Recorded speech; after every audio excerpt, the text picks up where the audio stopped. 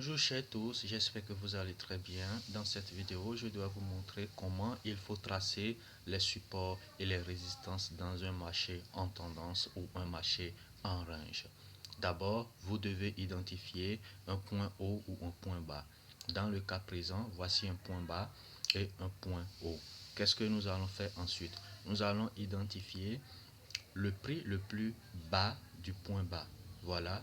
Et le prix de clôture ou d'ouverture du point bas. Dans le cas présent, nous allons prendre ce chandelier-là. Nous allons tenir compte de ce chandelier rouge et de celui-ci. Pourquoi? Parce que ce sont ces deux-là qui ont des plus bas, très bas ou des plus bas qui se rapprochent l'un de l'autre. Donc, nous allons prendre ce plus bas et l'ouverture de ce chandelier bullish là. Alors, j'ai déjà apprêté mon outil ici. Voilà. Qu'est-ce qu'on va faire? On va placer un point bas. On va placer la clôture ou l'ouverture. Dans le cas présent, c'est l'ouverture. Et comme vous pouvez le constater, nous avons placé notre support qui servira de résistance dans un futur très proche. Et comme par hasard,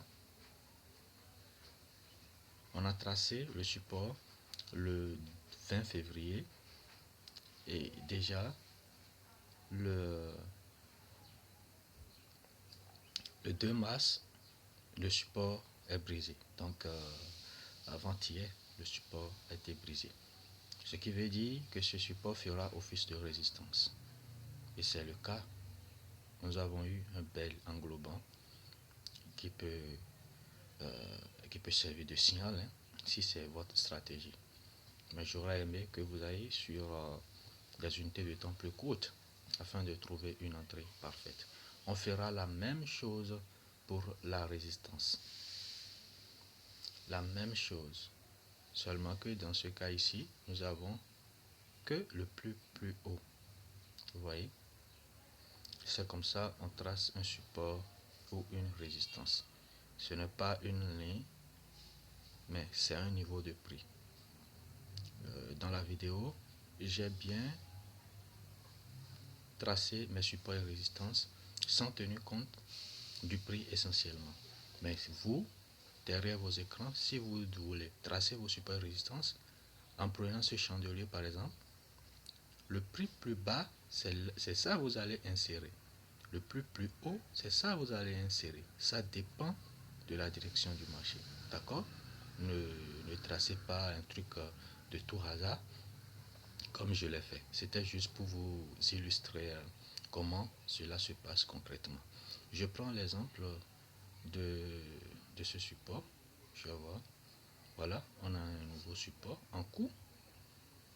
Donc, pour le tracer, c'est ce que je vais faire.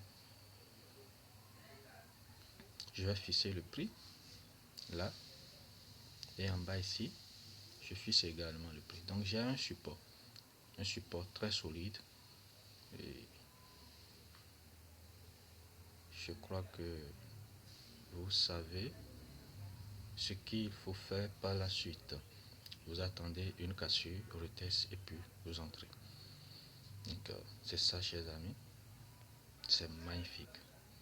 Alors ce sera tout. Dans la prochaine vidéo, je vais vous apprendre en profondeur comment il faut détecter une tendance sur le marché sans aucun indicateur. Vous voyez.